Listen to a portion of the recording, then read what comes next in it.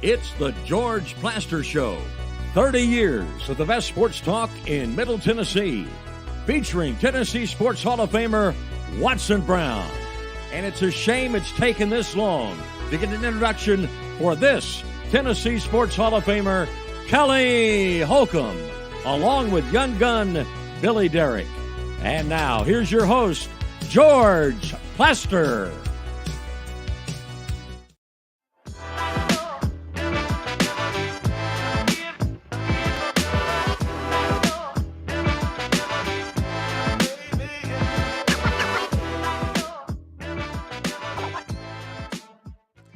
Hello again, everybody. Welcome in. It is a beautiful Thursday in Nashville. Given that we're in January, yeah, it's a little cool, but you know what? Sunny skies, it could be a whole lot worse as we welcome you to our studios at the beautiful Fordyce Center out in Bellevue. Let's start out as we do every day during football season with our daily Titans update with Terry McCormick, brought to you by Lori Burnett Leland. As Lori told me a couple of weeks ago, and she's turned out to be right, interest rates have gotten a little bit better. Not better enough, but a little better. And with that in mind, there may be options out there for you that didn't exist a couple, 3 months ago. So dial her up, 615-969-4350. We got a great show for you today. Let's get it kicked off with Terry McCormick, Main Street Media. Terry, how are you? Doing well, George. Today, Derrick Henry met with the media and did his usual Thursday session with us. Today is also his 30th birthday, and it may be leading up to the last time you see Derrick Henry in a Tennessee Titans uniform on Sunday. He reflected a little bit on that today and, certainly, didn't want to get sentimental or anything like that or talk about it. But he just said, he understands that the situation, that the NFL is a business and, we'll see what happens and go see where it goes from there. Terry, do you think he has been told? I don't know. I don't know for sure if he's been told or not, but I think it sort of feels like that this is it. I mean, that's just kind of how it seems to, the feeling that I get, in listening to Derrick Henry and things like that. I think whether he's been told or not, I think he realizes that this could be it. Now, if Derrick Henry wants to go, not that he needs my blessings, but man, he has my blessings. If he wants to pursue a championship, more power to him. He's earned that. But Terry, if he wants to stay here, what am I missing? The Titans should jump to keep him. No, I don't disagree with that, George, because they're going through some lean times right now, and he is, I think, about 600 or so yards, 600 and change yards away from breaking Eddie George's franchise record. And so they could do a lot worse than bring Derrick Henry back, sell a few tickets while they're trying to rebuild. Now, obviously, if he does come back, as a 30-year-old running back, at a time when a lot of guys are, starting to decline and whatnot, I don't think you can make him the featured part of the offense anymore. I think you've got to go a different direction because that's just how the NFL is these days. I think I heard somebody say there are only 6 backs in the NFL this year that have 1,000 yards. It's kind of gone the way of the 300 hitter in baseball, George. There's just not a lot of them out there anymore. But I agree with you that they could do a lot worse than to re-sign Derrick Henry and for him to have some sort of role on this football team next year. But I just don't know that it's going to happen. Well, I'll say this. Number one, however this works out, he's been a total class act, gotten very involved in charity in this city, which to me is very important. And I would bring him back in a heartbeat. Nobody's asking me. My opinion is not worth much, but I'm fairly willing to share it. That's why you have a show, George. Anything else I ought to know about? Well, Will Levis actually was out there in the early part of practice today. I don't know that that's going to be a sign that he's going to play or not, but in the locker room, he had his uniform on, so looked like he was out there to at least go through a few drills. Don't know what that will translate into, but certainly, a step in the right direction. But, there's a part of me that thinks that maybe they do go with Ryan Tannehill on Sunday kind of as a thank you, sending Henry and Tannehill both out the door together. What do you think? Look, I get why the Ryan Tannehill thing needs to happen. And the good news for him is he will have some suitors. There are teams that need a quarterback, and 3 or 4 of them are going to reach out to him. I get that one. I don't get the Derrick Henry one at all. Unless Derrick Henry wants that. And if he wants that, if it's I want to pursue a championship, God bless him. He's earned that right. But don't give me this, he's lost a step. Jim Brown couldn't run behind that offensive line. No, you're right about that. And it's an offensive line that hasn't shown very much improvement over the course of the year. In fact, if you look at it statistically, they've probably gotten worse. I think they've allowed 19 sacks over the last 3 games and 62 on the year. So things are not trending in the right direction for that line. But fortunately, after Sunday, that won't be the issue anymore. Terry, you have a good one. We'll talk again tomorrow. All right. Sounds good, George. Terry McCormick's Daily Titans Update brought to you by Lori Burnett Leland. Now, I used to basically say, wants to be your mortgage lady. I've changed it up. With interest rates going down a little bit, you might want to reconnect with her. There might be different options out there available for you at 615-969-4350. Okay, Kelly. Yes, sir. I am not buying the Derrick Henry's lost a step. I'm not buying that either. I mean, I think he's still got some years left, and he's been a really good player for the Tennessee Titans. He's got some years left, but we'll go back to when we first started the season on your collusion deal. Running backs are not seen as they used to be seen back in the Emmitt Smith, the Jim Browns, the Walter Payton eras. I mean, it's just the game has changed. It's gone to a passing league. I still think the Saquon Barkleys, the Derrick Henrys, they still have a place, and they're still really good. And if you look at what the Baltimore Ravens are doing, they're doing it with the quarterback, and they've got some guys that can run the football as well, and they can run the football. And when you can control the clock like that, there's still something to be said about it. But that's just not the way that the NFL is headed. It's not trending that way, George, anymore. Okay, and it's kind of sad. I'm with you on that, but I'll throw this out here. If you're going to get rid of Derrick Henry, if you're going to show him the door, then go out and get some weapons. Because the truth of it is, until Rand Carthon made the move to get DeAndre Hopkins, I've said it before and I'll say it again, it was the worst collection of wide receiver talent in the National Football League. And to be honest, behind Hopkins, what do you trust? I mean, do you trust Treylon Burks? I don't. Do you trust? He's got to stay on the field to be able to trust him. I mean, that's the whole thing. I mean, you can't make the club in the tub, is the old saying. And obviously, he's made the club because he's a first-round pick. But he's just not. You've got to be readily available, and you got to keep your body in shape. And sometimes guys can't help that. I mean, they just are injury prone.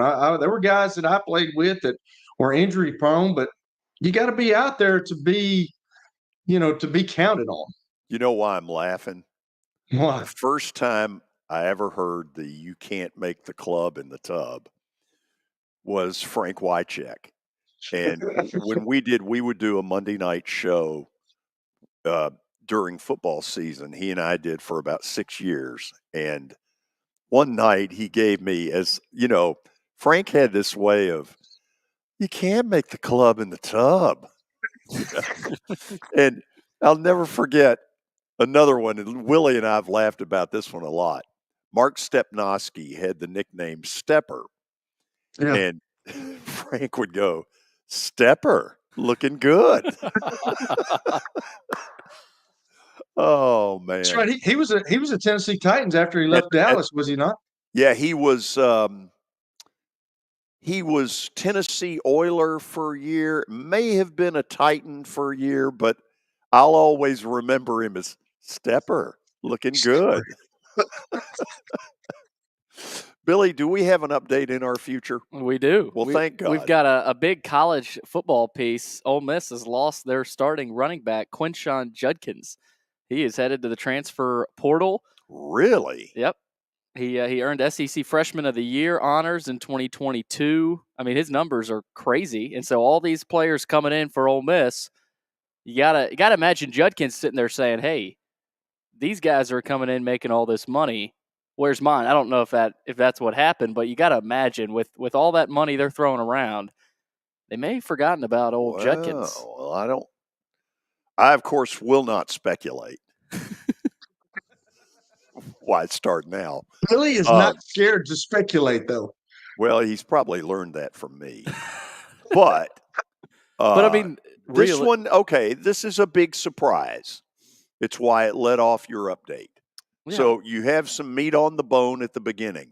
Continue. All right. The Buccaneers quarterback, Baker Mayfield, is limited in his return to practice. So, I mean, for the Bucs, they got a chance to win the division. If Mayfield can't go, obviously their chances not Who are very they going good. with, Doug Williams? Yeah, I'm hearing Doug here's Williams. The deal. They're playing us, so I don't know if it really matters. I mean, they're playing a team that we might be able to stack up against with the Carolina Panthers. Let me tell you why Baker's going to play. Okay?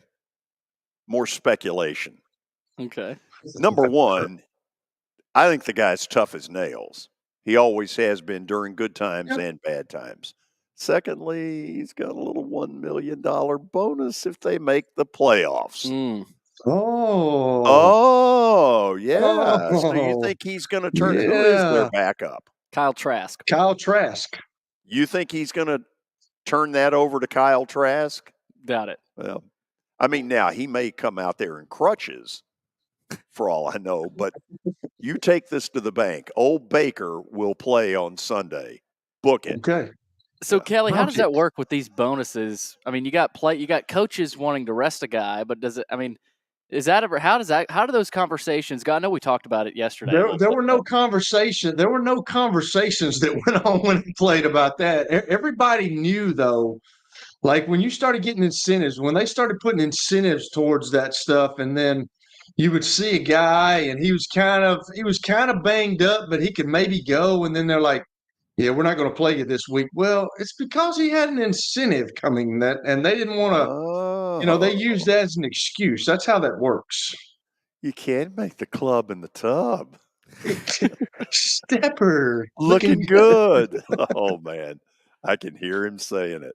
Well, I want to get serious about, I don't know I guess you'd call this an injury, but former Titans running back Eddie George had a double knee replacement surgery. Sure did. After what he called a pretty brutal last few years. Obviously, battered and bruised in his career in the NFL. He's at 50 years old now, so just want to keep his recovery. Eddie is 50? Yep. I'll say this. So if I'm 50, what are you saying?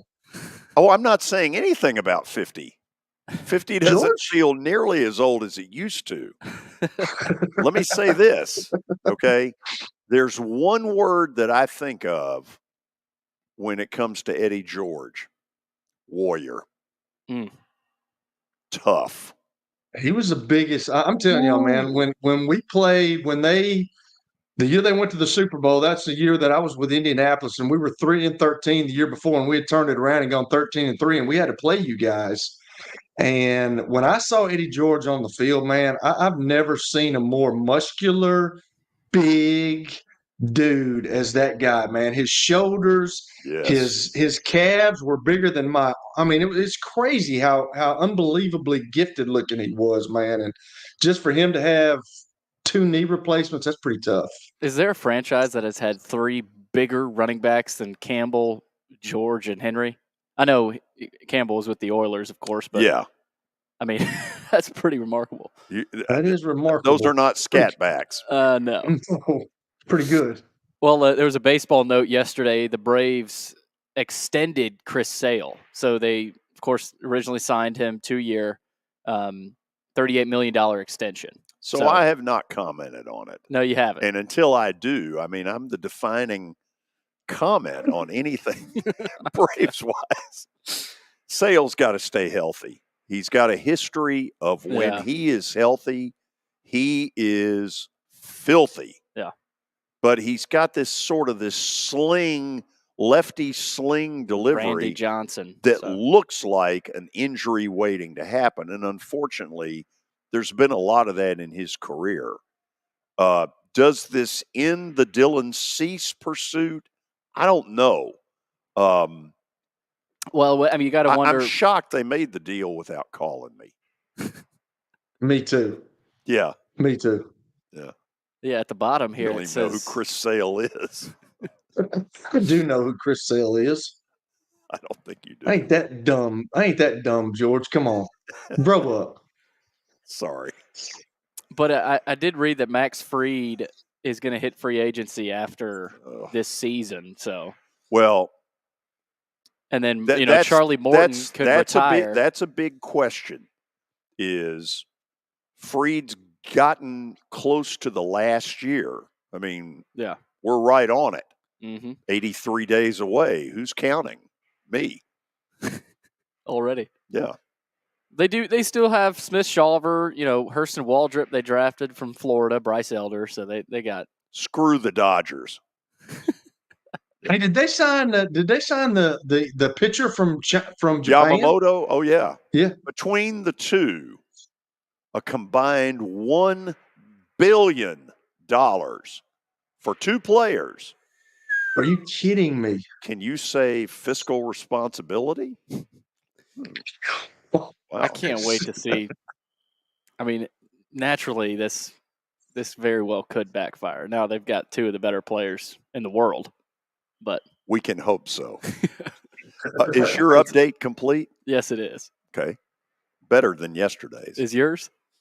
Pretty close. Yeah, he's getting a little sassy, Kelly. He is. He's a little sassy, dude. He's going to be having taken down a notch. Who on the staff can do that? That would be you. No, that would be you. Well, I can't do it. I can't do it monetarily. I can do it with my mouth. Yeah, and you've never lacked for that. So let me tell people what we got going here. If you're a Southeastern Conference football fan, you're going to need to watch the 2:00 hour. A friend hit me with this whole thing we're going to go through. And you may say, wow, I'd never really thought about it that way. Well, I hadn't either. Thus, we're going to put it out there when we come back. SEC football at its finest. Stay tuned. It was the most horrible experience that any mother could ever go through. I knew that I needed to get help. My friend, she immediately said, you need to call Bart Durham. And you guys were there within an hour. You guys are like family for us. Yeah, sure is nice to connect with the people that you're doing your best to help. As the trusted premier custom home builder in Middle Tennessee, Donnelly Timmons has over 20 years of experience in the industry. Whether you're looking to build your dream home or renovate your current home, their team will ensure that every client and every remodel is unique, luxurious, and completed on time within budget. Founders Dustin Timmons and Joey Donnelly have over 25 years of construction experience in the Nashville area. Together, they have completed projects in Forest Hills, Oak Hill, Green Hills, Franklin, and Brentwood. Dustin and Joey believe that communication is the most important aspect of all construction projects. Therefore, they personally manage each project themselves and are involved in job site activities on a daily basis. Their commitment to quality and integrity has earned them an outstanding reputation among their clients. Contact them to set an appointment for a free consultation or to view some of their completed projects. Give them a call at 615-456-7983 or log on to donleytimmons.com. I'm Watson Brown. I'm Kelly Holcomb. I'm Billy Derrick. We're the George Plaster Show. We've been Nashville's best sports talk for the last 30 years. And you know what? We still are. Catch us live weekdays from 2 to 4 p.m. Central Time in Nashville on YouTube, Twitter, and Facebook. Also, the podcast version is available on Spotify and Apple Podcasts. Looking for more than just awards and trophies? Southern Trophy House is your one-stop solution. For over 60 years, their team has created lasting impressions with a personalized touch. From embroidery to screen-printed apparel to corporate awards, signs, and name badges, they have everything you need to keep your brand shining bright. With their knowledgeable customer service team, you can relax as they create, produce, pack, and ship merchandise and awards on time and on budget. That includes etched crystal awards, custom-cut acrylic, name badges, embroidered Richardson ball caps, banners, screen-printed T-shirts, laser-engraved Yeti cups, and knives. Recognize your hard-working team from Southern Trophy House, where they do their best to help you recognize your best. Located at 2705 Nolensville Pike in Nashville, give them a holler, 615-256-7295. Visit southerntrophy.com. Southern Trophy House, for all your personalization and recognition needs.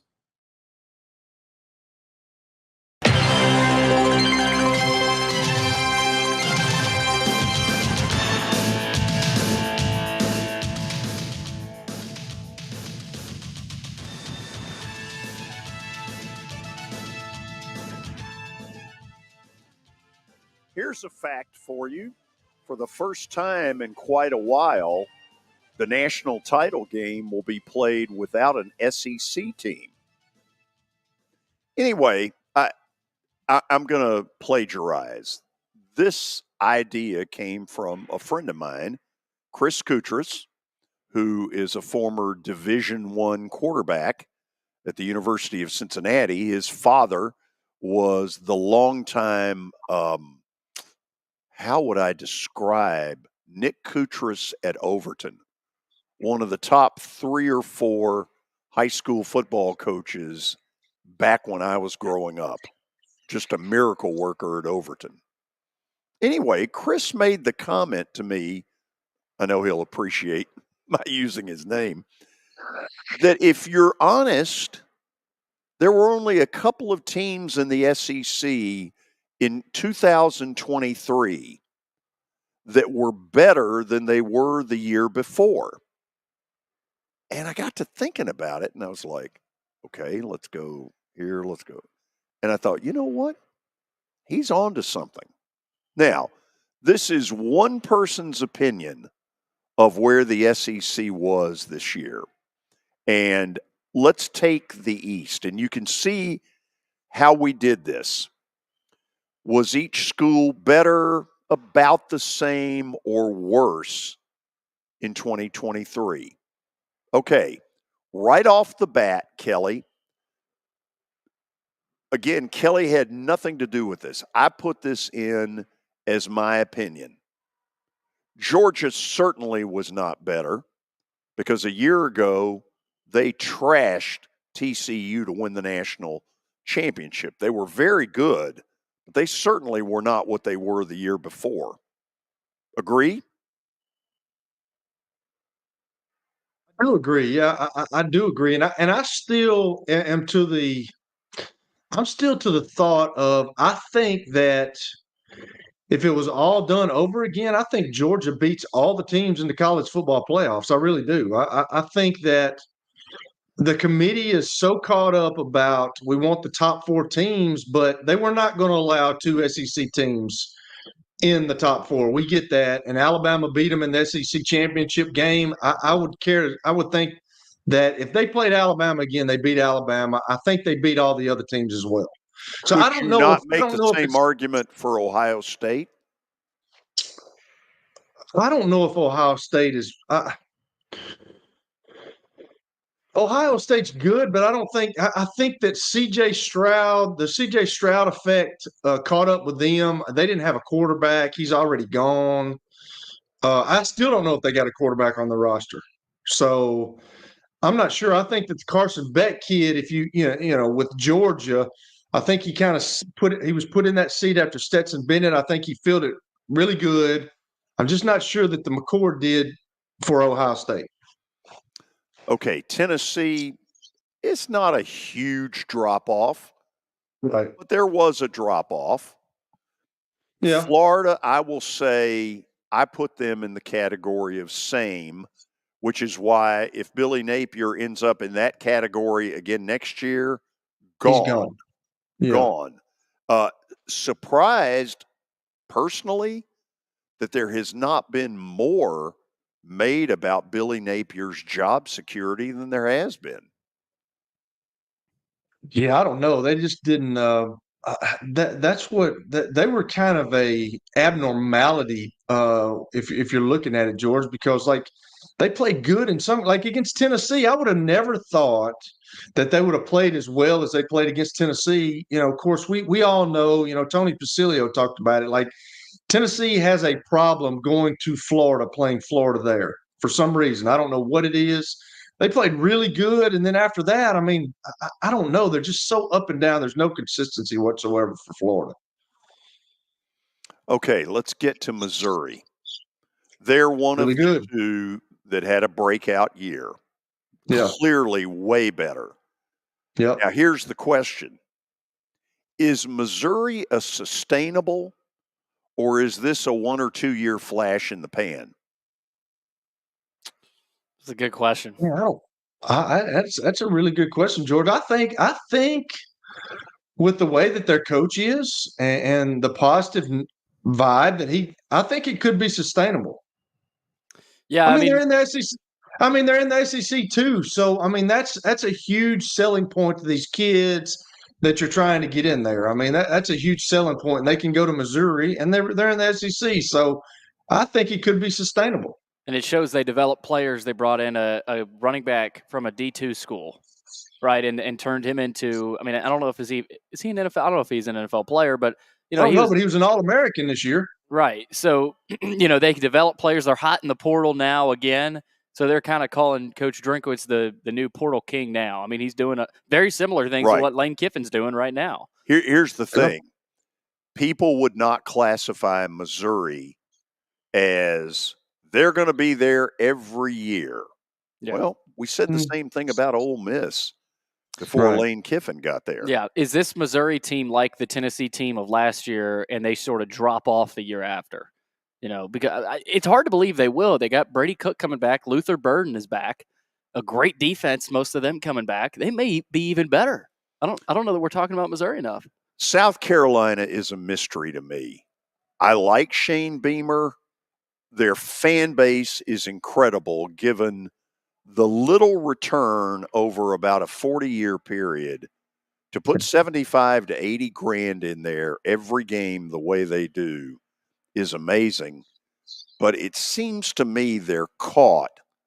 I don't know if it's a location thing, caught between Georgia and Tennessee and North Carolina. But for whatever reason, Kelly, it hadn't happened.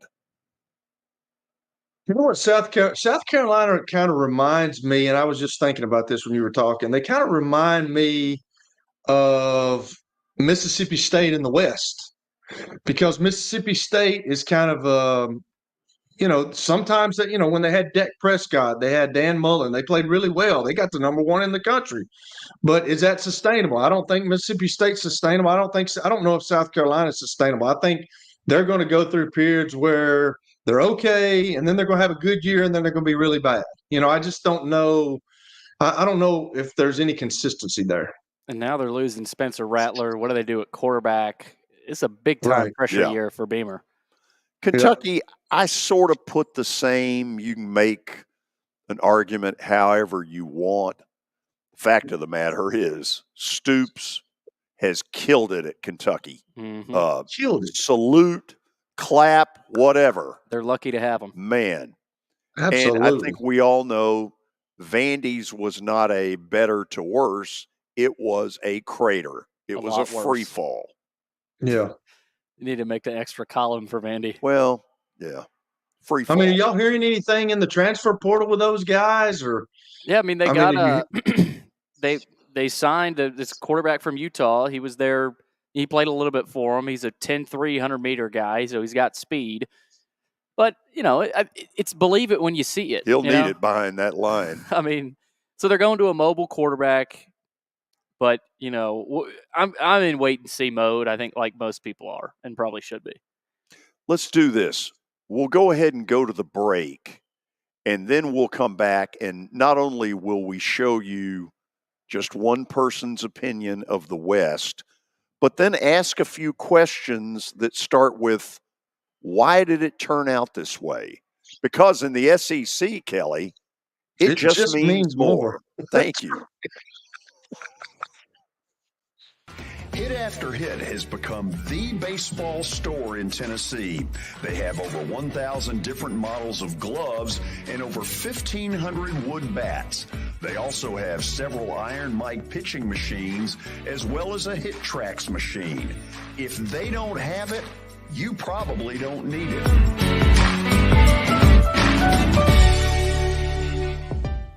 We're proud to call Hit After Hit the official shirt provider of the Plaster and Friends Celebrity Bowling Night.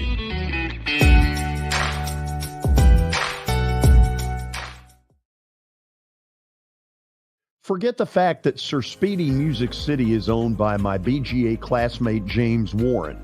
Their work stands on its own merit. James and his staff do incredible work, as evidenced by the huge banners at the Plaster and Friends Celebrity Bowling Night. If you're looking for quality to help your marketing and business communications, and you want it at a reasonable price, these are your folks. Call them at 615-832-9511 or go to print at sirspeedymusiccity.com. And be sure to tell them Plaz sent you.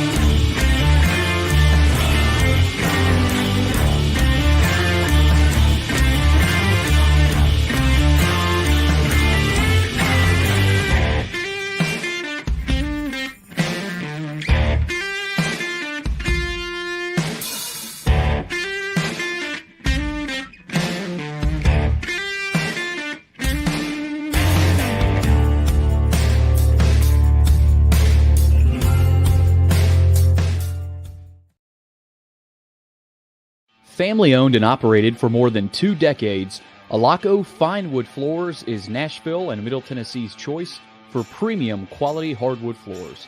Since 1995, Jimmy Alaco and his army of employees have embodied the approach of taking pride in one's craft and providing superior customer service, growing from a one-man shop to a team of 23 professionals who share the founder's passion for quality craftsmanship and customer satisfaction.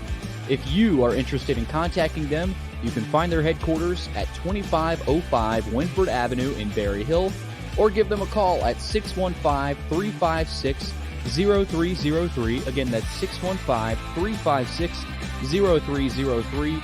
Or log on to alacofinewoodfloors.com. Alaco Fine Wood Floors, serving Middle Tennessee's hardwood flooring needs since 1995. Over the years, more men have started to seek help for hormone deficiencies and imbalances, and Dr. Jeffrey Lodge and wife Daphne, along with their experienced staff, give men the treatment required to improve their quality of life, improve your immune system, energy level, cognitive function, and more. There's no better time to achieve a healthy lifestyle. What are you waiting for? Give Cool Springs MD a call today for an appointment at 615-486-3458 or visit the website coolspringsmd.com.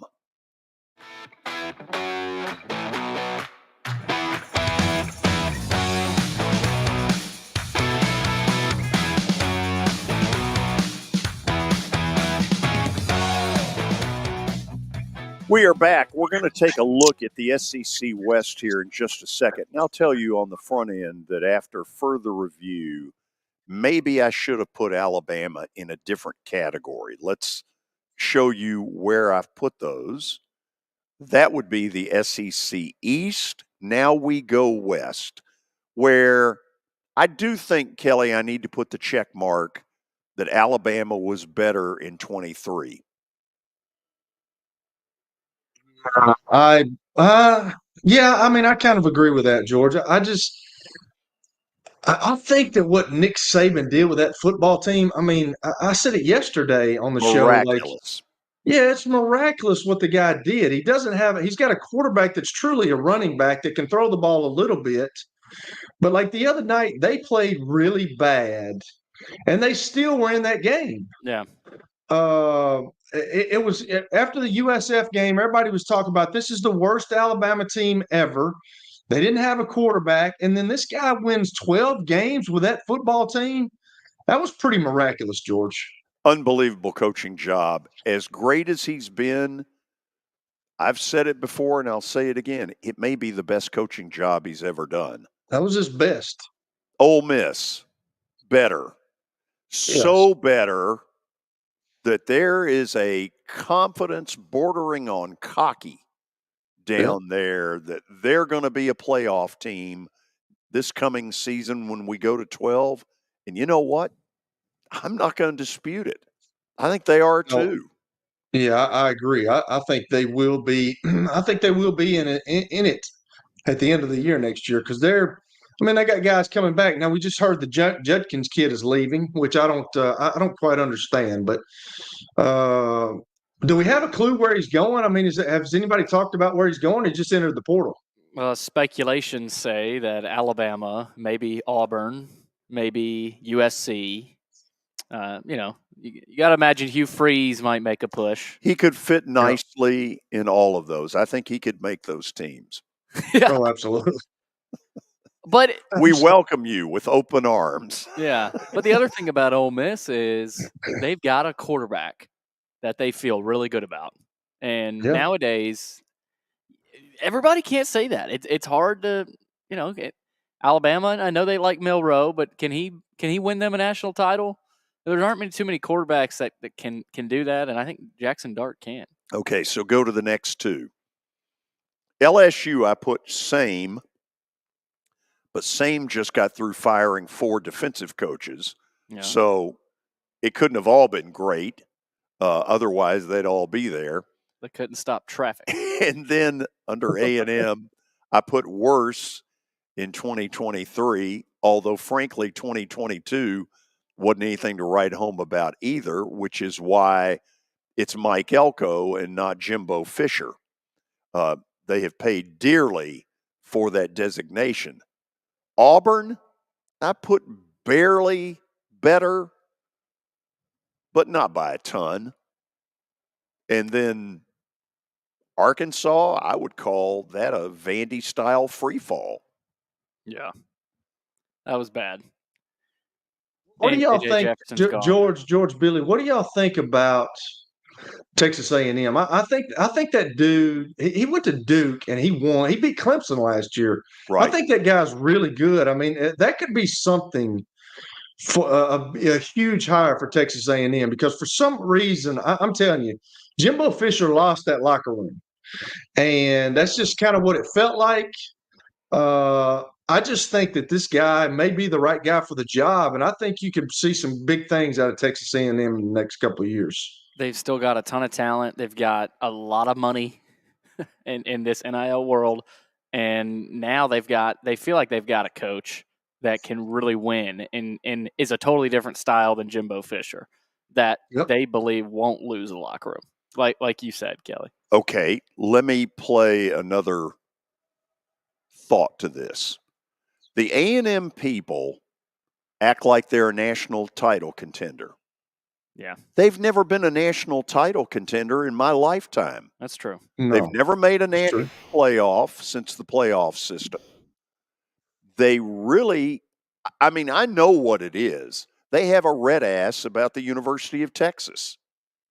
And they see Texas out there doing this all the time. And, thank you. And it drives them crazy. It absolutely drives them crazy. And they've poured a buttload of money in. Kyle Field is an awesome place. And there's no doubt they have talent. But over a 50-year period, they've never sniffed a national title. I feel like this though, George and Billy. I feel like that.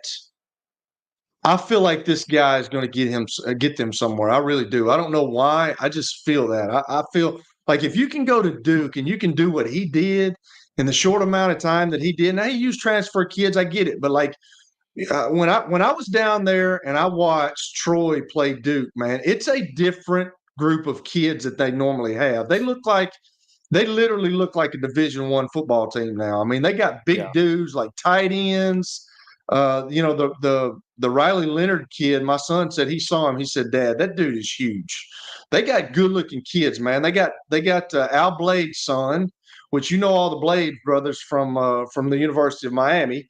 They looked the part, and he was the one that he was instrumental in getting that thing turned around. So for me, I don't know why I feel this way, but I just feel like he's going to be the guy kind of to take them to the next step. I really do.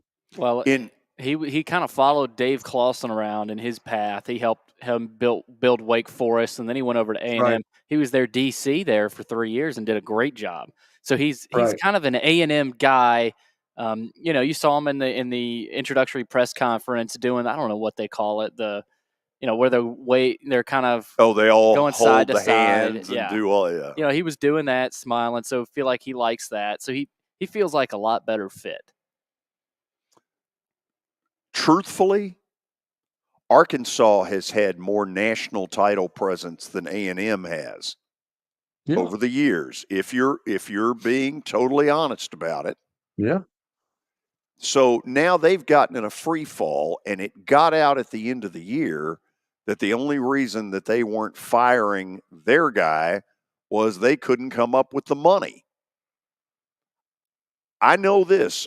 Arkansas football is really important in Arkansas because it's kind of the only game in town. Yeah. So there's a guy that I've known that was on a staff down there years and years ago, but he said it's kind of a different place. And I hear what you're saying, George, but he said those people down there really believe that they're better than they actually are. So I don't know where you go with that. They're part of the SEC now. Mississippi State's part of the SEC. You can get players in the SEC. I don't know. It's going to take somebody, and I don't know if I guess you have to believe that they didn't have the money, but like with what Texas A&M had to pay Jimbo Fisher, and I know that's two different ordeals there. I know it's two different universities and what they have with money, but like I just can't see that little amount of money when you're talking about college football now kept them from firing their coach. Well, the good thing is about A&M, they've always got a pretty high floor. They had what people would say is a down year this year, and still still made it to a bowl game, 7-5. So they may not have the highest ceiling, but as long as Elko's there, they'll be respectable. And yeah, but their demand, and this is where they made very clear when they hired Jimbo. We brought Jimbo here to win national championships. And look, they've got the facility in Kyle Field. They clearly have booster money out the butt. But they've never won. In my lifetime, they've never come close to winning a national title. I totally agree. And I think some of this talk comes out of their frustration over that, if you can see it. Isn't some of it, though, they're still clinging to what Johnny Manziel brought to that school and that fan base? I mean, take what Johnny Manziel did away. Do they still have this mindset, I wonder? That's a really good question. I mean, what he did, that is a good question, Billy. He got that Kyle was well Field. thought out. Did you think of that yourself? I've just always thought about it. Who slipped that to you? But I mean, if you think about it, he brought the renovations onto Kyle Field. He did. I mean, how much money did he bring to that school, admissions and everything? And he thought he was going to the NFL and get some of it. Remember when he went up on stage and started doing that? So did y'all watch that documentary? I did. On him, George. Have you seen I have not. Okay. Well, it kind of details a lot of that. How much money he brought, not just to the athletic department, but the whole school. Yeah, it's ridiculous. He'd had NIL. He wouldn't have needed the NFL. No. Okay, so let's go back. Let's put up the East first. Kelly, give me your best theory. Is this just kind of a 1 year, it just didn't quite work, or is there more to it than this? I mean, isn't that like every year? I mean, you're gonna have teams that have these high expectations and they don't live up to those expectations, and you're gonna have some teams that have low expectations, and just kind of like a Missouri that kind of comes on board. I don't know. I think that Georgia's going to be there. I think the Nico kid looked really good. Tony Basilio's all in. He was me personally, I don't understand why, if you got a kid that you think is better than the guy that's there. We're in the business to win games, and I don't know what they were doing with that. I'm not sure. Heupel had a weird fascination with Joe Milton. Fascination or obligation? Because I believe I'm going to go a different route. Obligation. Yeah, it seems like an obligation, George. I think this guy, the only person in sports who has done more tossing and turning while they're supposedly sleeping, is Robert Kraft. We're going to talk about him later. My guess is Heupel's not stupid, but this had to be one that was gut-wrenching for him. You're saying he doesn't want to lose the locker room type thing? Well, I mean, he's bound to have known in his heart that Nico was better. Now, when he knew it for certain, I don't know. I'm with Tony, though. Find a middle ground, and he could have scored some red zone touchdowns for them. They really struggled in the red zone. I'm with Tony on that, not going as far as giving him more starts, but just give him a little bit more time. Next year at SEC Media Days, that question's going to get asked a bunch. I just think probably, too, that he brought him in from Michigan, and just like George said, he felt obligated. He brought him down there, and he felt obligated. And I was for Joe Milton. I think that he went through a bunch. He showed that he couldn't play finally. I mean, we've always known that. But he stuck it out, and he stayed when a lot of guys would have transferred and gone somewhere else, and he became best friends with Hendon Hooker. So I don't know, man. I just I think it's, just like, I'm gonna go back to Coach Donnelly, man. I'm gonna lose. I'm not gonna lose with a senior, son. I lose with a freshman all day long. And that's that's what he thought, and that's what I believe. Go to the West for a second. You've got Alabama.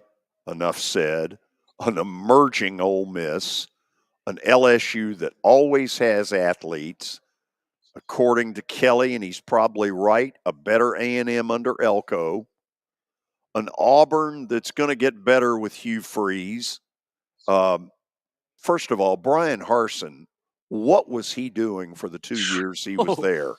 Because I look at their talent base, and I'm not exactly going, wow.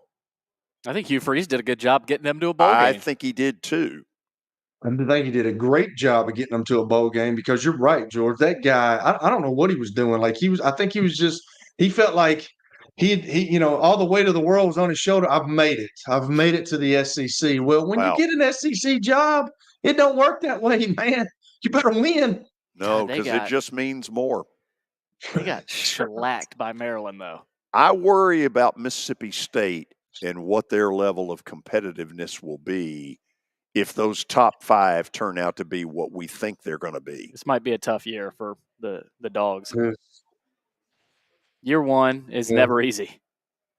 Lebby took that job, and he might have really walked into a hornet's nest. Yeah. That's just a tough gig down there, man. For some reason, I don't know. It's just a tough gig to win at Mississippi State, man. Well, real quick, right here in the West, and then we'll go over to the East for y'all too. Which of these teams has to be in that better column next year in order to, I guess you could say, retain their coach? Sam Pittman has got to be a hell of a lot better. Okay. I mean, way better. The rest of them, look, I don't know what's going on at LSU. Kelly, I don't know if the Michigan rumors are true.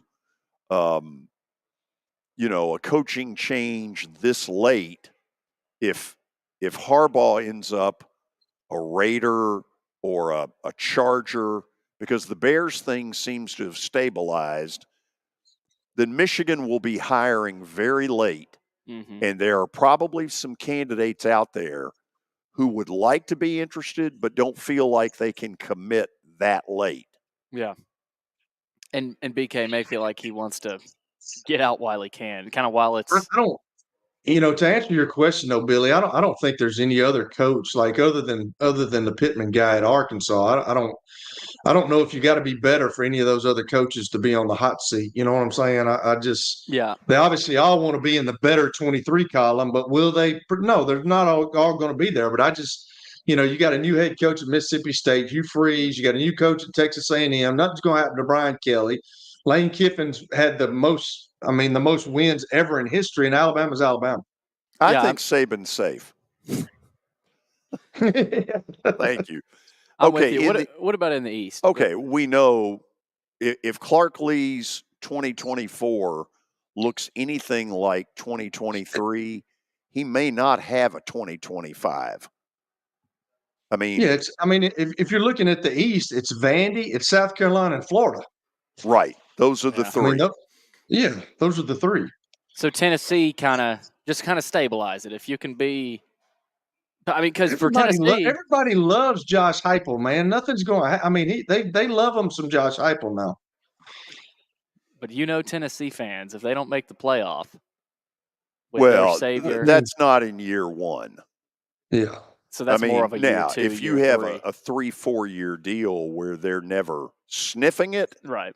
Well, now that may be a different story, but not now. Not even close. Not so fast. Not so fast. Okay. We'll go to the break, speaking of not so fast, and then we will attempt to answer a trivia question. Well, the stat of the day, which we've turned into basically trivia. A trivia question. It is. Yeah. It basically is. But it's a stat provided. We are out of 2 questions in 2024. We have 1/2 of 1 correct. We will attempt to build on that. That momentum when we come back. For over 35 years, Wilson Bank & Trust has been committed to providing customized banking solutions to help individuals, families, and businesses in Tennessee achieve their goals. As your full-service community bank, we are proud to offer loans with competitive rates, local decision-making, and fast, friendly service from our experienced lenders. No matter where you are on your financial journey, Wilson Bank & Trust is ready to help you take the next step. Visit your nearest Wilson Bank & Trust office or online at wilsonbank.com to get started today. Member FDIC, Equal Housing Lender. Convenience and value, 2 words that we expect when we do business. Our goal at JHA Company is to deliver just that, both to our school partners and to our customers. Whether you're purchasing photos, yearbooks, class jewelry, letter jackets, school spirit wear, or senior graduation products, we strive to make the experience easy, convenient, and cost-effective. Find out more at jhacompany.com or call 615-867-6345 for more information. JHA, one source, one company. You were in a crash. Yeah. Your kids were in the car with you. We're very lucky to even be telling this story to you. Nikki treated us like family, and she was very caring and loving, and I'm just so grateful for that. She was somebody I could trust, and being a veteran, that's so important to me. My kids are going to have a better life now because I don't have to worry about those expenses that we were out. Your family has really created a legacy of trust, and I would recommend you to anyone. Venture Express has been helping people in this area for more than 40 years. They're headquartered in Murfreesboro with over 30 years of dedicated fleets involving production, manufacturing, and corrugated experiences. They're an asset-based company with over 700 tractors, 4,000 trailers, and 800 drivers. If you need their help, dial them up 615-793-9500 or log on to ventureexpress.com. Star Physical Therapy was established in 1997 with one great mission: to serve. If you're hurting, don't wait to receive physical therapy. You don't need a referral to see their physical therapist, and early morning and evening appointments are available. Make the call to 615-673-1420 and get rid of that pain. Star Physical Therapy, the official health provider of Football Friday.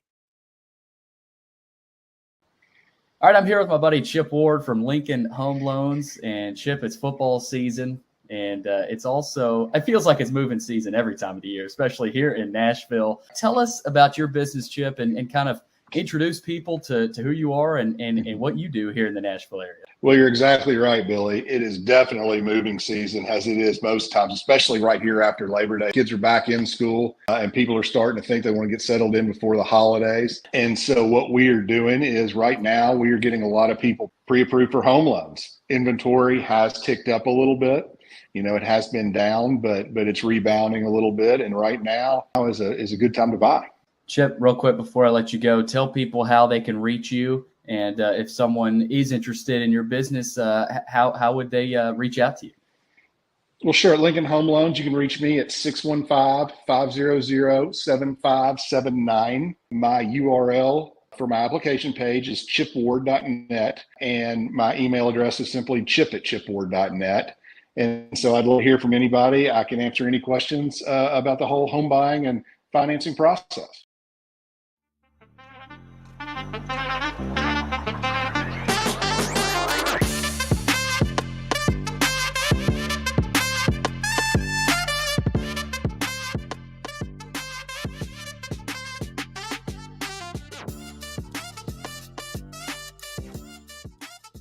Top of the hour on a Thursday.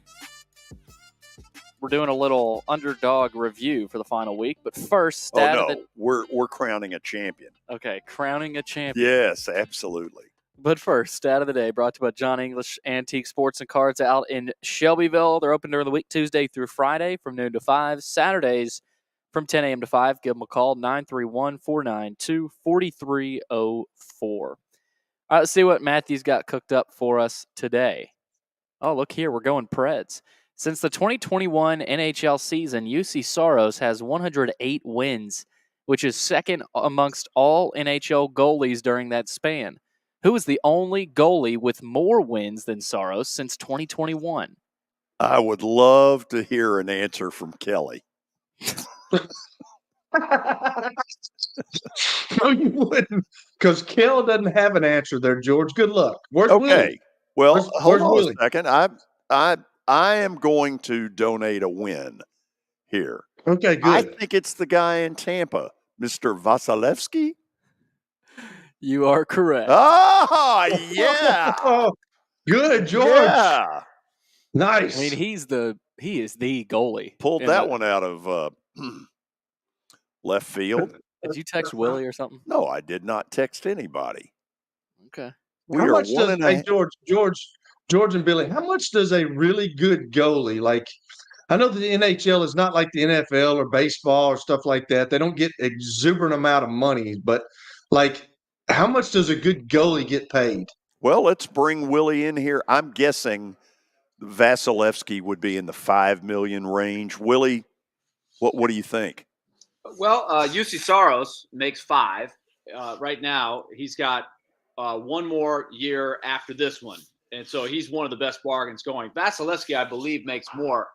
Connor Hellebuck makes, I think, 8.5, and that's the other guy that is in that mix of most wins over the last 3 years or so. So the next contract for UC Saros is going to be a big story as to what they do with that. I think he wants to stay, but I think he's going to get a raise. There's no question as we move forward here. But so to answer your question, Kelly, so the big cat, Vasilevsky, who's got all the playoff hardware and Vezina trophies, he is the man. So I think he's the standard. But it's one of those things where he signed his contract a few years ago, so that sometimes the numbers change.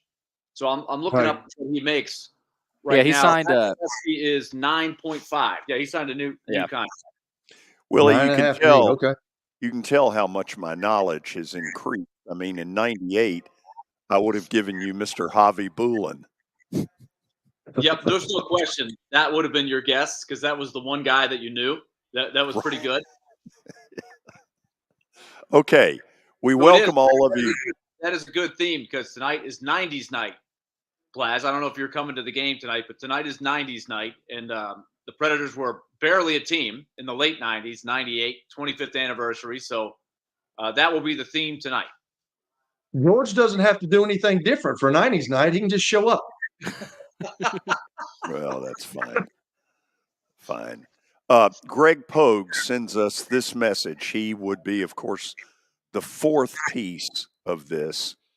When I said, can you come on today? I can't today. I'm on my way to Evansville for a Tennessee State University doubleheader at Southern Indiana. My congrats to Willie.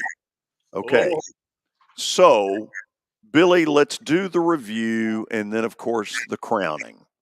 All right. Here's the old review from last week. Obviously, a lot of games. Everyone picked 2. And Willie, I mean, picking first was big for Willie. He was able to steal Kelly's first pick, Ole Miss. And of course, they walloped, forgetting who they played now, Penn State. 38-25. And then he was able to pick Washington as well. And we know what they did. They survived. Probably got a little tense there late, Willie. 37, absolutely. 31. It did end up coming down to that, at least I think by the margin. We'll check the standings a little bit later. But Kelly had a win with Missouri, 14-3. It absolutely did not come down to it. Okay, so it didn't. Kelly had been eliminated very early in the day.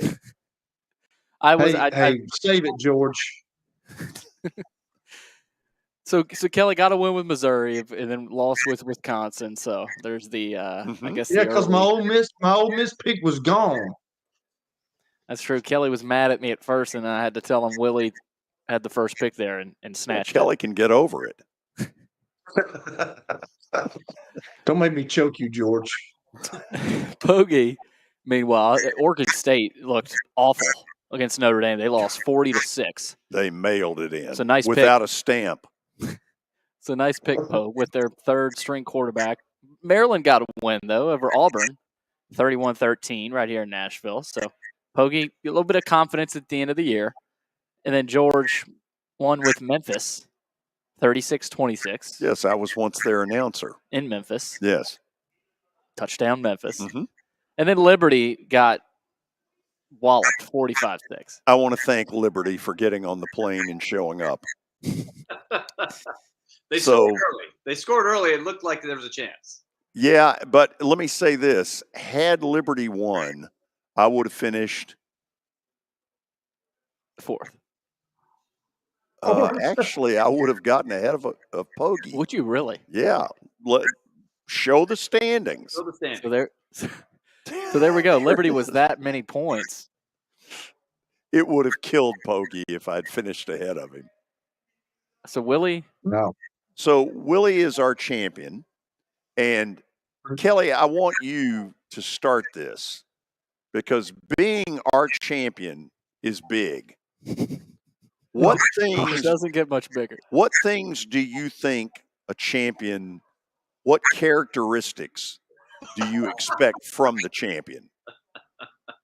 What characteristics? Just an honorable guy. Okay. A guy that shows up every day, which we know that Willie doesn't do because he always uses the excuse that he's off somewhere in Toronto or Winnipeg or whatever. I mean, that's an excuse. Now, he did come on one time and do that, but, he does present some of them, but like some of the things, it's just, I don't know. I mean, I'm just over Willie, man. I'm over Willie as being commissioner on his show, and I'm over Willie right now for winning this competition. Matter of fact, I want to put my hands around Willie's neck. Do you really? So you want to choke him? That's wonderful. I said it here, and it just went down. It got more angry. The anger meter just kept going up. The frustration. Willie, here's some things that I want you to work on as champion. Okay. Because I'm going to spend the money to take everybody out to lunch, not you. You will not get lunch. They will. Okay. Where are we going, Jay Alexander's? Where are we going, Jay Alexander's?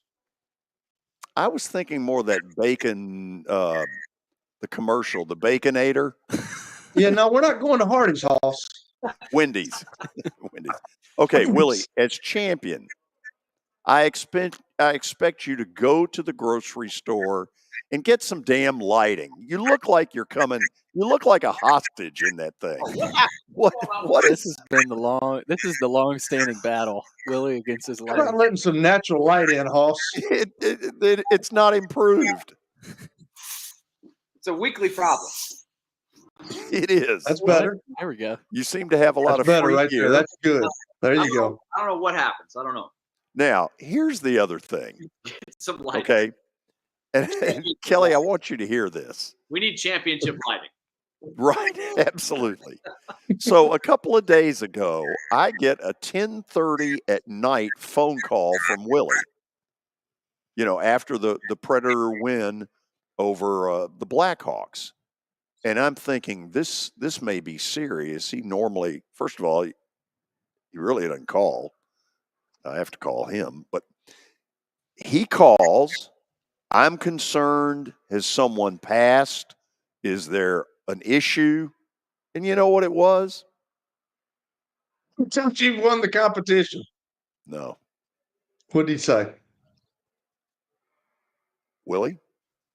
It was a butt call.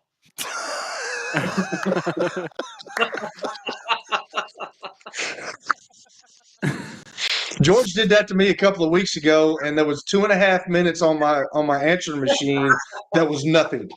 I heard George talking to somebody in the background. Luckily, I didn't say what I was thinking.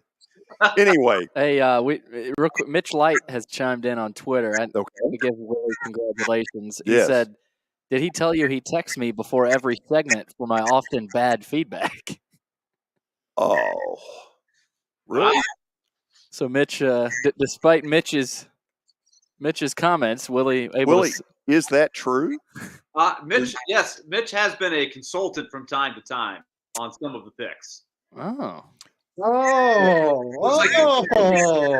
So now the truth is coming out. It's like the general. The general's got stats and he's got all these algorithms that helps him, and now we find out. Right.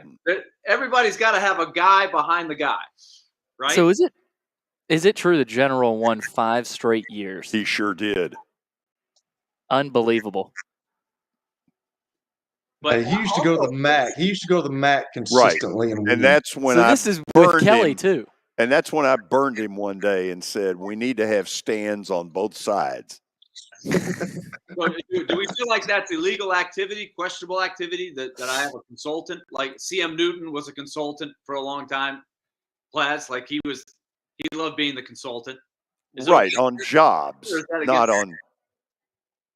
I think you're good. I think you're good, Willie. I think you're good. I think it's disappointing. Nah, I mean, it's all right. But I mean, you've already improved the lighting, so you're starting your year as a champion out beautifully.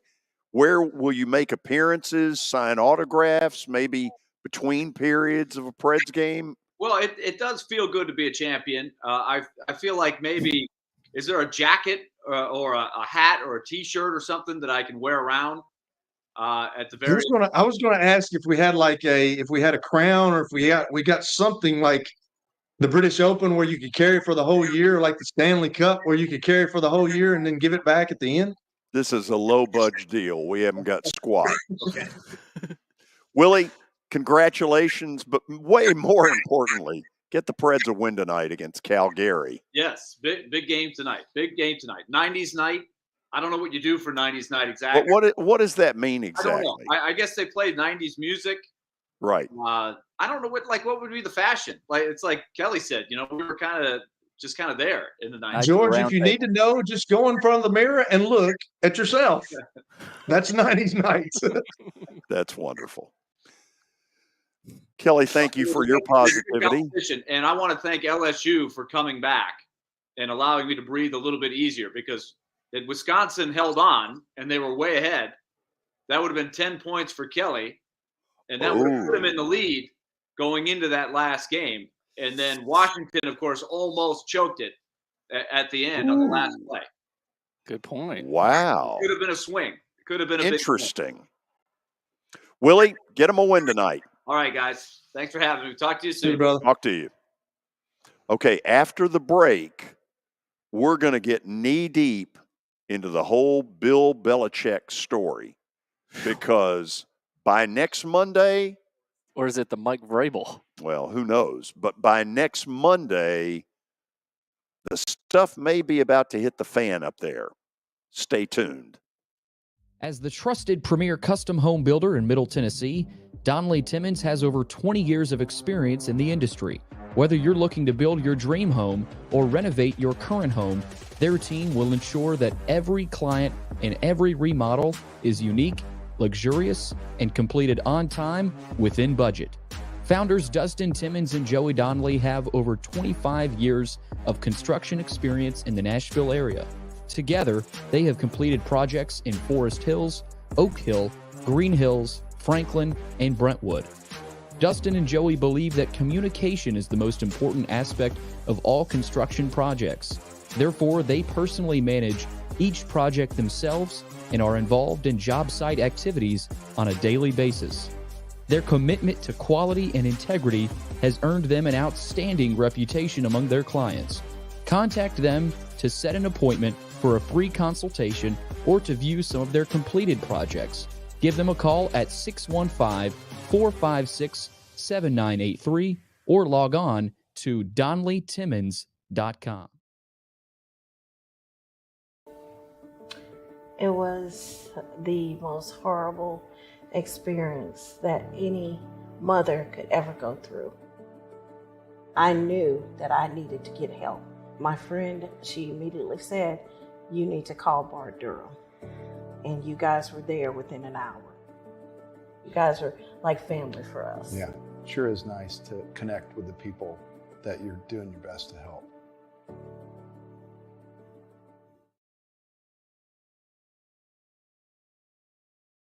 The George Plaster Show is Nashville's best sports talk, 2 to 4 p.m. Monday through Friday on Twitter, Facebook, and YouTube. There's a podcast version available on Spotify and Apple Podcast. Looking for more than just awards and trophies? Southern Trophy House is your one-stop solution. For over 60 years, their team has created lasting impressions with a personalized touch. From embroidery to screen-printed apparel to corporate awards, signs, and name badges, they have everything you need to keep your brand shining bright. With their knowledgeable customer service team, you can relax as they create, produce, pack, and ship merchandise and awards on time and on budget. That includes etched crystal awards, custom cut acrylic, name badges, embroidered Richardson ball caps, banners, screen printed t-shirts, laser engraved Yeti cups, and knives. Recognize your hardworking team from Southern Trophy House, where they do their best to help you recognize your best. Located at 2705 Nolensville Pike in Nashville, give them a holler, 615-256-7295. Visit southerntrophy.com. Southern Trophy House, for all your personalization and recognition needs.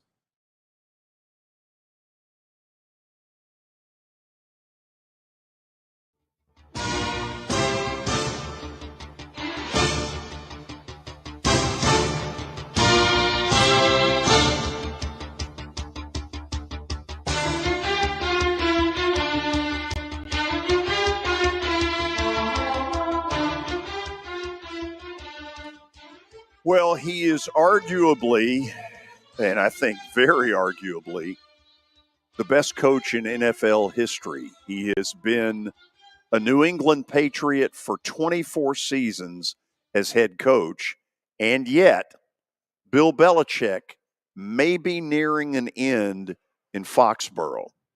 It has gotten out earlier this morning that there will be a meeting on Monday between Robert Kraft, his son, and Bill Belichick.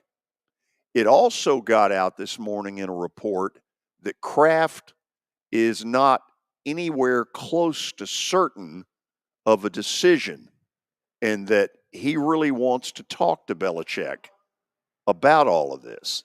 Kelly, I believe, and I have no proof of this, that this is Kraft's worst nightmare, that deep down, he is not dying to fire a guy that is the most successful coach in NFL history.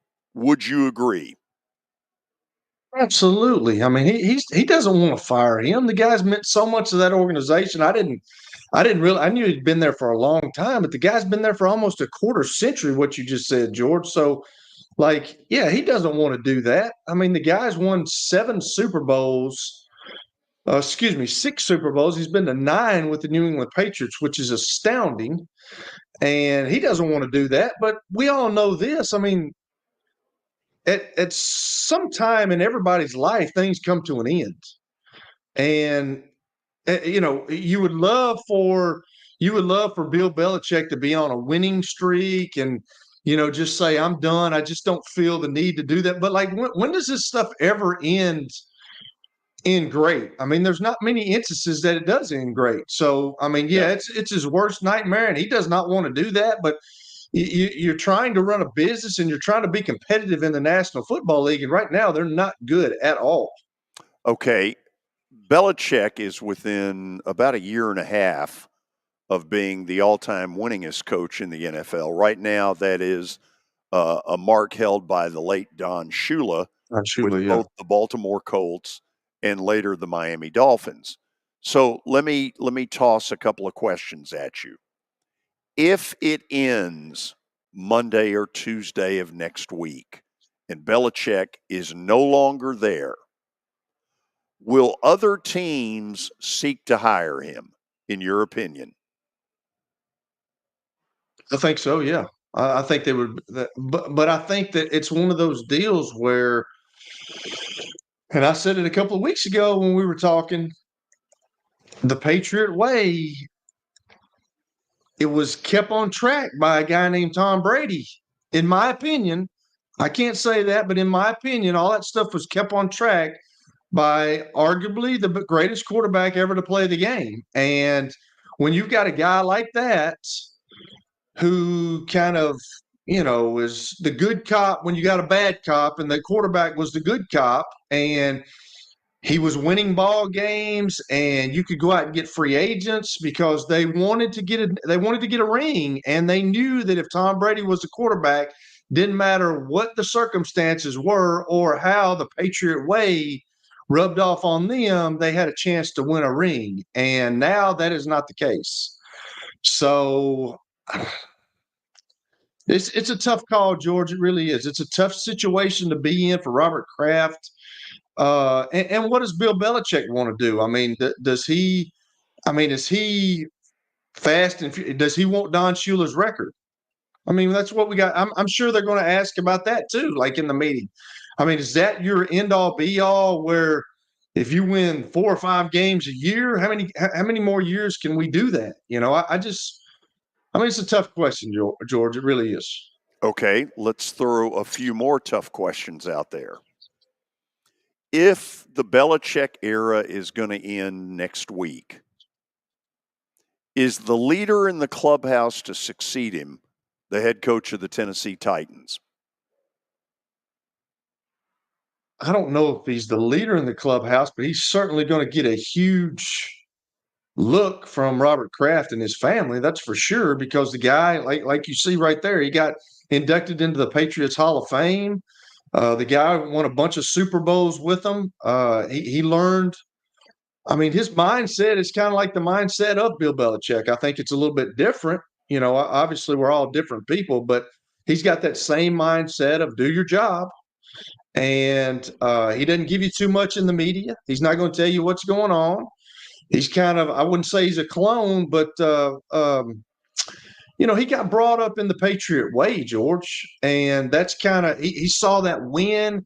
He saw how effective that was. That's kind of his persona. And I don't know if he'd be the leader in the clubhouse, but I guarantee he'd be in the top couple.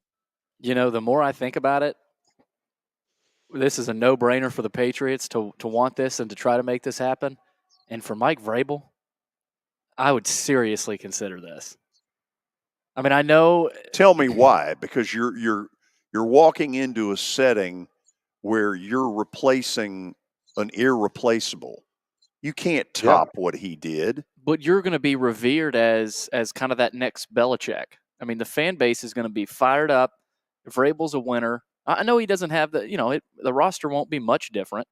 But with all this talk right now, I mean, I'm not saying it's going to happen, but the more I think about it, the more I sit here and say, man, if you're Mike Vrabel, you know, how seriously do you consider this?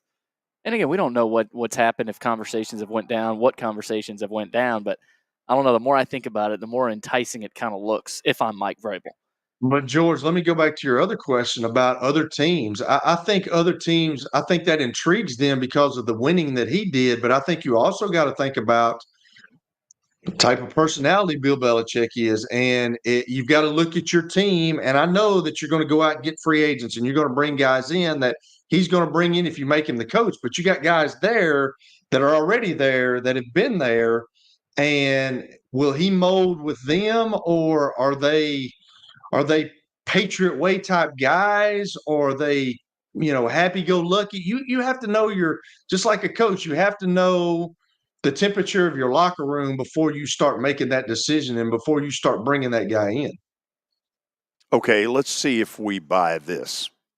His biggest sin in New England is big picture. He hadn't got a quarterback. Little picture, he may have ruined Mac Jones with that offensive genius, Matt Patricia, with that pencil stuck in his ear. That was, I don't know how, for all of Belichick's brilliance, that's a really dumb thought. Yeah. I think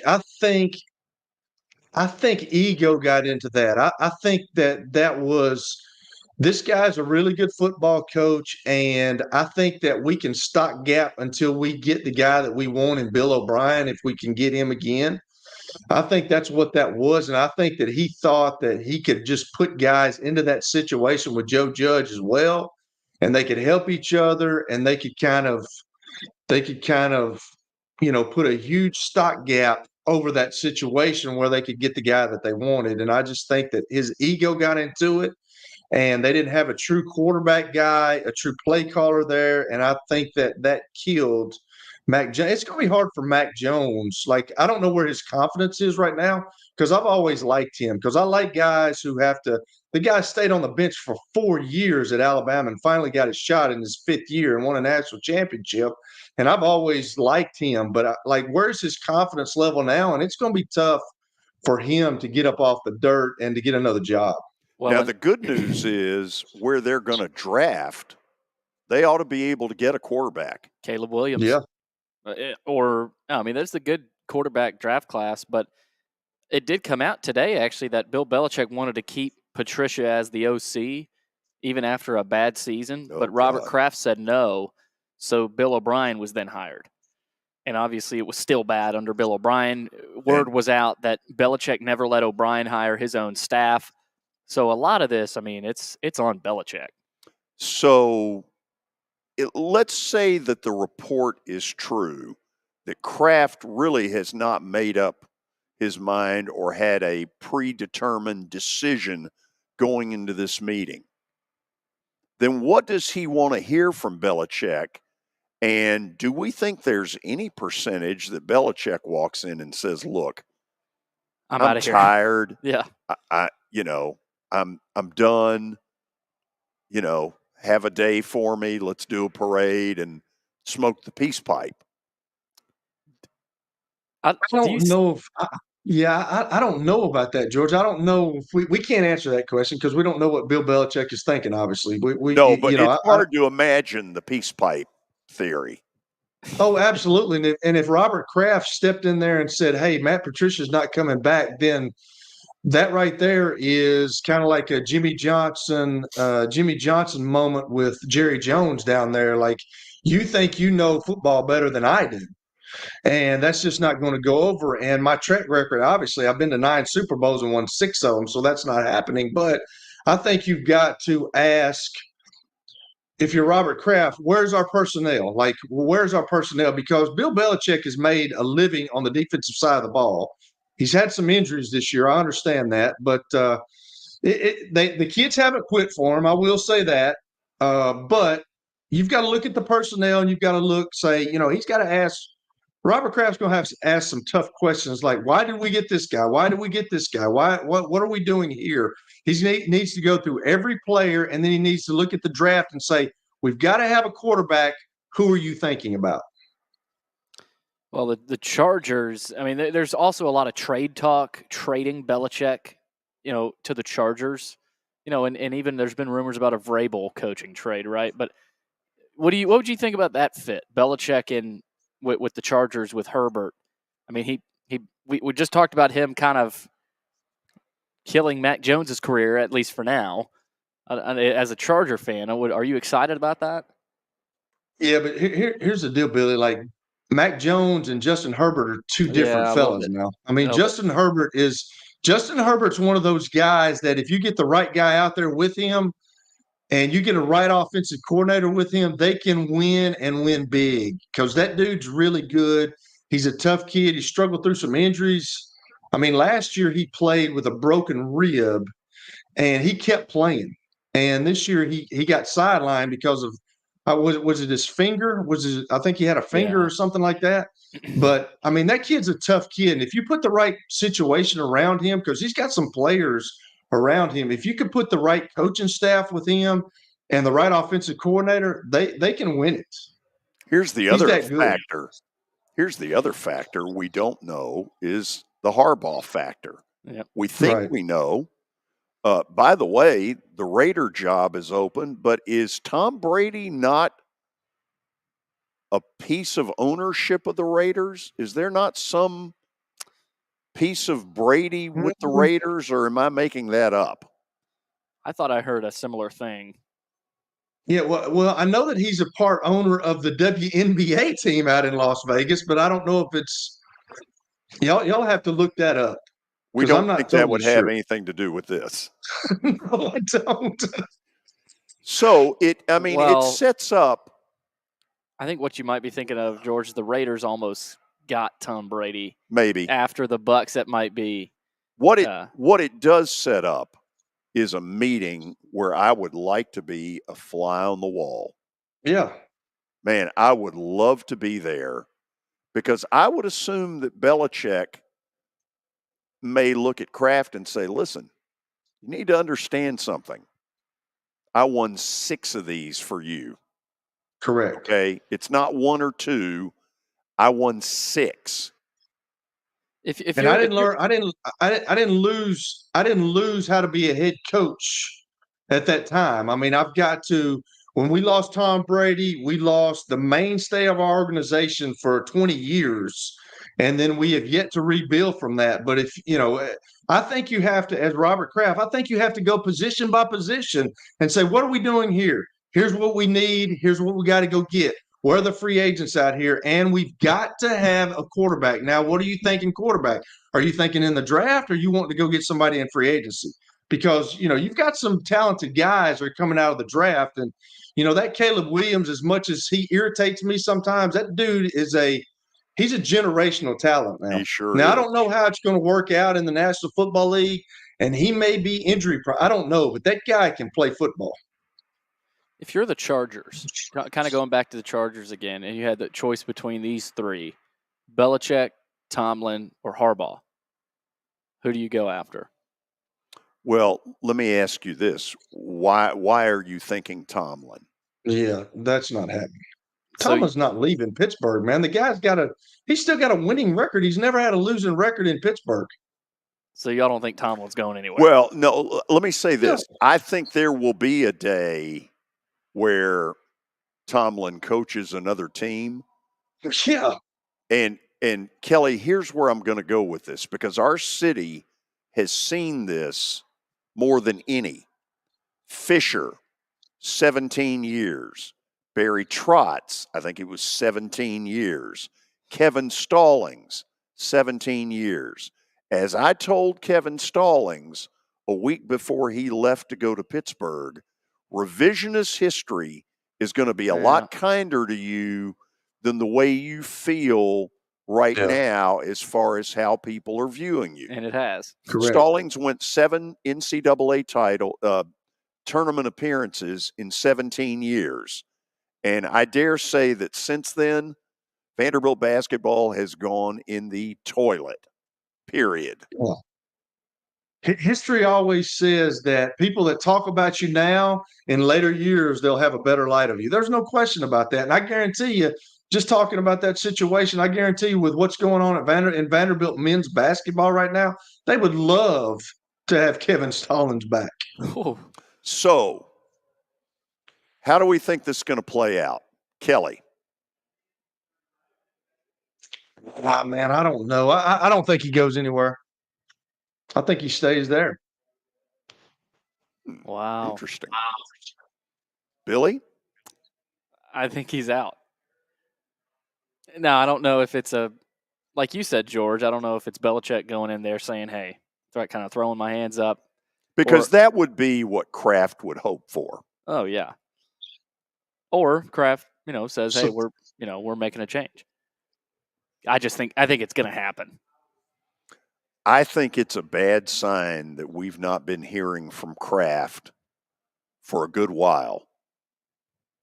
Think about it. Other than the obligatory, we see him in that suite at a home game, you haven't heard squat from Kraft in a good while, correct? Correct. And the timing of this report today about Belichick wanting to keep Patricia and Kraft saying, Who wrote it? Well, it's everywhere. I'm not exactly sure. I mean, Tom Pelissero, I want to say. Yeah. Somebody with NFL Network, but it's out there. Yeah. So the timing of that, and they're meeting tomorrow? On Monday. On Monday? Yeah. Look, Belichick is very loyal when it comes to a Patricia, a Joe Judge. Kelly, you know that. It's a trait that's admirable. Yeah. I just don't think Patricia has warranted it, and I don't see anything about that man offensively that was the least bit creative. And you saw Mac Jones at times yelling at him. Yeah. In the middle of a game. Well, I don't think Mac Jones would have ever done that to Nick Saban. No, but he was probably being told, in his ear from Belichick, hey, we're going to win this game on defense. Let's just not make any mistakes, not turn the ball over, use field position, safe throws here and there. The head coach still has the red pen. That's what my college coach used to always tell me about Coach Downey. He's still got the red pen, son, and every head coach still has that. So I don't know. The guy hasn't lost how to win. I No, mean, he didn't get stupid. No, that's what I'm saying. He didn't get stupid. So I just think that, if you're Robert Kraft, I think you got to look at kids are different nowadays. So is this the guy that's going to bring free agents in here? Is this the guy that's going to bring these new draft picks who are kids that have made money in college and they've got a little bit of entitlement? Can you get them to play the way that you used to? Or you're going to change like that? Everybody tells me that Coach Bryant was unbelievable because he knew things were coming before they came and he could change. And I think Nick Saban's kind of the same way. Well, can Bill Belichick do that? Well, and it's going to be interesting to see for me. Okay, if you go that route, you would have to say that a lot of the change in Saban was inflicted on him by Lane Kiffin, correct? Kiffin forced him out of the dark ages offensively. I think so, yeah. I mean, Okay. I absolutely. I think. Tell me who on that he knew. Go ahead. Tell me who on that New England staff is going to get Belichick to change. Well, probably nobody, George, because all them guys have been on that staff with him, and he tends to all the guys that leave come back. So halfway out. Yeah, no, that's a good point, man. That's a really good point because I think Nick Saban knew that time was a changing. He had to get some guys in there that could throw the ball. He needed a different offense, and I think Lane Kiffin was kind of that guy. And that's a good point, George. That really is. But I don't know who up there in New England is going to tell Bill Belichick that. Let's face it. This Patriot way. I mean, this is dying. Well, it only works if you win big. It only works if you win. Exactly. And, Vrabel, it feels like Vrabel and Belichick, if they don't change after these bad seasons, it's only going to get worse. Well, I mean, they've got to change some of their thinking. First of all, I will say this. I believe it's not going to happen Monday, but I do think he's going to be out.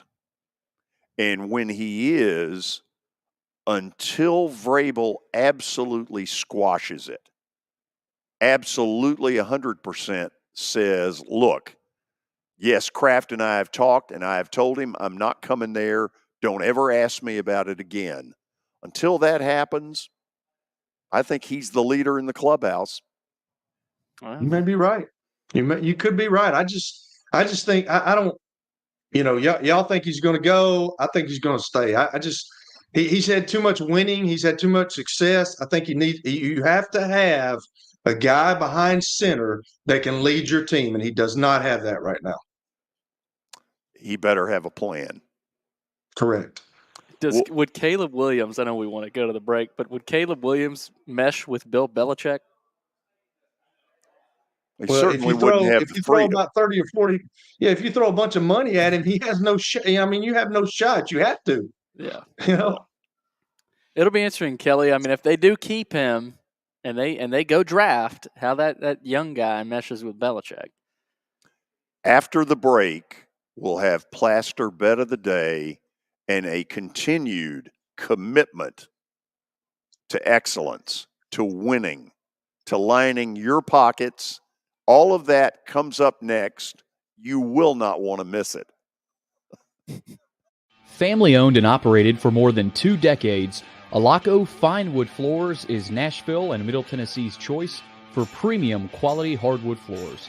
Since 1995, Jimmy Alaco and his army of employees have embodied the approach of taking pride in one's craft and providing superior customer service, growing from a one-man shop to a team of 23 professionals who share the founder's passion for quality craftsmanship and customer satisfaction. If you are interested in contacting them, you can find their headquarters at 2505 Winford Avenue in Berry Hill, or give them a call at 615-356-0303. Again, that's 615-356-0303, or log on to alacofinewoodfloors.com. Alaco Fine Wood Floors, serving Middle Tennessee's hardwood flooring needs since 1995. Venture Express has been helping people in this area for more than 40 years. They're headquartered in Murfreesboro with over 30 years of dedicated fleets involving production, manufacturing, and corrugated experiences. They're an asset-based company with over 700 tractors, 4,000 trailers, and 800 drivers. If you need their help, dial them up 615-793-9500 or log on to ventureexpress.com. Hit After Hit has become the baseball store in Tennessee. They have over 1,000 different models of gloves and over 1,500 wood bats. They also have several Iron Mike pitching machines as well as a Hit Tracks machine. If they don't have it, you probably don't need it.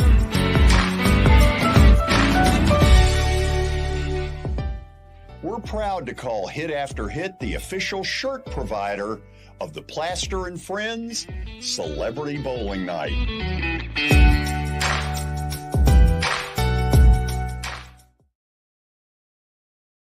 Over the years, more men have started to seek help for hormone deficiencies and imbalances, and Dr. Jeffrey Lodge and wife Daphne, along with their experienced staff, give men the treatment required to improve their quality of life, improve your immune system, energy level, cognitive function, and more.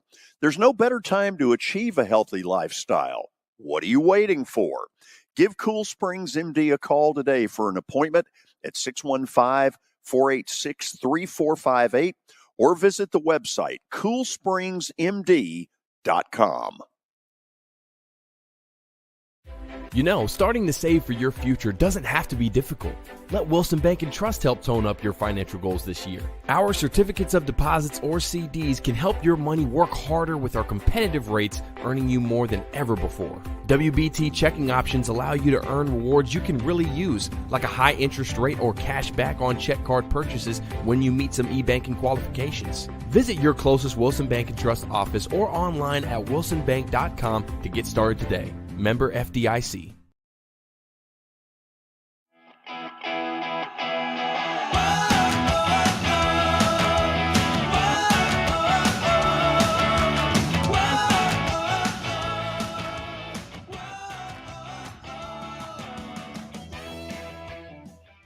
Final segment on a Thursday. Not much on the docket tonight with no Thursday night football. Preds are back in action against Calgary. You got some college hoops heating up with conference play starting. You got SEC play on Saturday, but we'll see what George is going. It's time for Plaster's Bet of the Day, brought to you by Bart Durham Injury Law. Give them a call, 615-242-9000, or log on to bartdurham.com. See what happened last night. USC beat Cal. Congratulations to the Trojans. Yeah. Bronny James, 10 points. How did Bronny play? Did he play good? 10 points. Yeah, I caught. He had a lot. He had a dunk. He had a dunk. I caught about 2 minutes of it and then went, hello. By the way, the line on that game was 7.5, and USC won by 8. Really? Sometimes you got to get lucky. Okay, I'm going with the Preds at home until they give me a reason not to go with the Preds at home. They've had, in their last 3 games, 6 possible points that they could amass. They have gotten 5. I think they're on a little bit of an uptick. I don't think they played real well Tuesday night and yet still got a win. I like the Preds tonight against Calgary. And then I'm going to take a local college basketball team, Lenny Acuff's Lipscomb Bisons, -1.5 at Eastern Kentucky. It's a good bet. All right. Lenny, baby. He's a coach, man. He's a terrific coach. Yes. Yeah, he's unbelievably offensive now. He understands the game, offensive basketball, and those kids can. When those 2 kids that are out, the Jo kid and the Debo kid, when they come back, they're going to be really good. Okay, you want to end this right? Sure. Uh-oh. He's already trying to get us off, George. Wow. Oklahoma, not the biggest piece. Oklahoma has fired defensive coordinator Ted Roof. Who was once at Vandy. Yes. Huh. Okay. He was a grad assistant at Alabama. He's had a lot of stops, and he's been at some pretty big programs. He was at Auburn. He was at NC State. So Oklahoma making a change. So they're tearing down that roof. Yes, they are. Okay, Kelly, since you will not be with us tomorrow, ready? Yes, sir.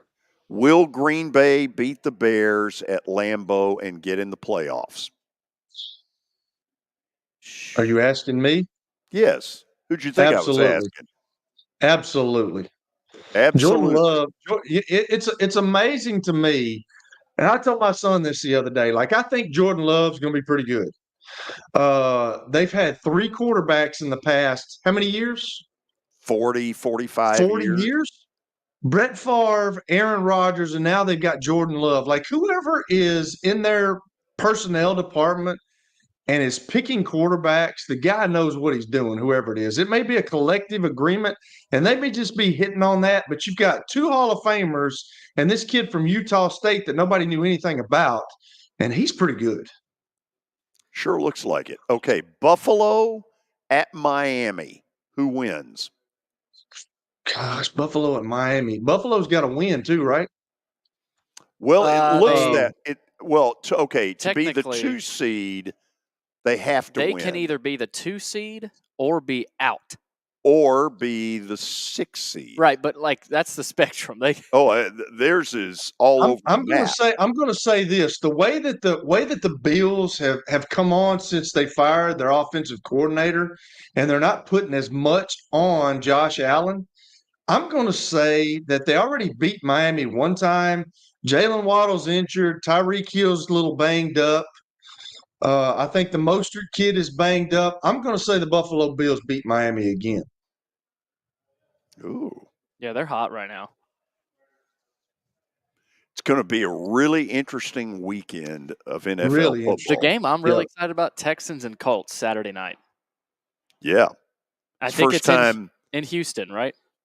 No, it's at Indy. Or it is in Indy? It's Okay. first time Texans have been in prime time since George Bush was president. Hey, this just in too. CJ Stroud, pretty good. As Watson. It's pretty good. He is bona fide.